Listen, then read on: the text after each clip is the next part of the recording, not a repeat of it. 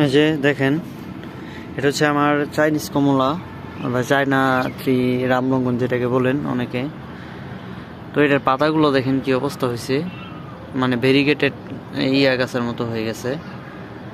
তো আমি ভাবছিলাম প্রথমে পুষ্টি সমস্যা, পরে একটু ভালো করে চেক করে আমার যেটা মনে হলো যে এখানে আসলে গাছ পুষ্টি শোষণ করতে পারতেছে না, কারণ এই ড্রামে হচ্ছে গাছটা প্রায় 1.5-2 বছর ধরে লাগানো, আর ড্রামটা কিন্তু একটু ছোট, এত বড় হাফ ড্রাম না।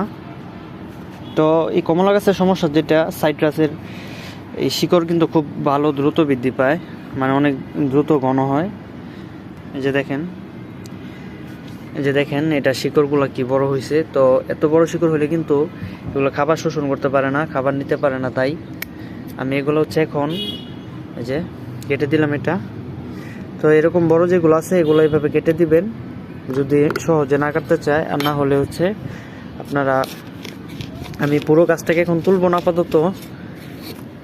এটা করা উচিত ছিল আমার এই যখন ফুল আসে তার ঠিক 1 মাস বা সপ্তাহখানেক আগে, 1 মাস আগে করলেই ভালো হইতো। তো আমি ভাবছিলাম সামনে বছর করে দেব, কিন্তু এবছরে দেখা যায় করাটা খুব জরুরি হয়ে পড়ছে আমার। এখন এটা যদি না করি তাহলে আমার গাছ কিন্তু পুষ্টি পাবে না। এই যে গাছের এরকম দেখেন, গাছের ফল সব ঝরে পড়ে যাবে। এই যে পাতার কালার দেখছেন কি হয়েছে, এই যে পাতার কালার দেখেন এরকম হয়ে গেছে, একদম সবুজ, গাঢ় সবুজ পাতা ছিল, ভেরিগেটেড মালটার মতো পাতা হয়ে গেছে, ভেরিগেটেড পেয়ারার যেরকম পাতা হয় এরকম পাতা হয়ে গেছে। এই যে দেখেন পুরা গাছ মারে কি কালার। এই যে আর ফলের গুটি ছোট হয়ে, এই যে দেখছেন ফলের গুটি ছোট হয়ে বা হলুদ হয়ে এটা ঝরে পড়লো।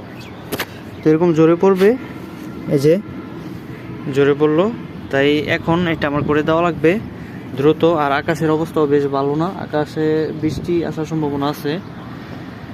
এখন এটা আমাকে দ্রুত শেষ করতে হবে। মানে এগুলো আমি এই যে এখানে রাখলাম, এই মাটিগুলো আবার দিব। এই যে এইভাবে দেখছেন কত শিকড়, কি পরিমাণে শিকড় জমছে। তো এগুলো হচ্ছে আমি এভাবে বাছাই করে এভাবে পরে মাটিটা আবার দিয়ে দেব। তো এখন আমাকে দ্রুত কাজটা শেষ করতে হবে, একটু পরে আবার ইফতারের সময়। এই যে দেখেন কি পরিমাণ শিকড় আছে এখানে।